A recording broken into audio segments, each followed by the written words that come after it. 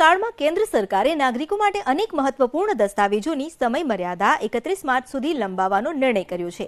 કેન્દ્રના આ નિર્ણયના પગલે હવે ડ્રાઇવિંગ લાયસન્સ, વાહનોની આરસી બુક, કારની મંજૂરી અને ફિટનેસ સર્ટિફિકેટની કાયદેસરતાની સમયમર્યાદા 3 મહિના માટે વધારી દેવાઈ છે.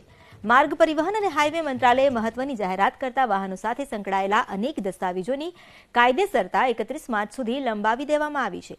તમારું ડ્રાઇવિંગ લાયસન્સ, વાહન રજિસ્ટ્રેશન, વાહનની મંજૂરી અને ફિટનેસ સર્ટિફિકેટ એક્સપાયર થઈ રહ્યા હોય અને તેને રિન્યૂ કરાવવાના હોય તો 31 માર્ચ સુધી તે માન્ય ગણાશે.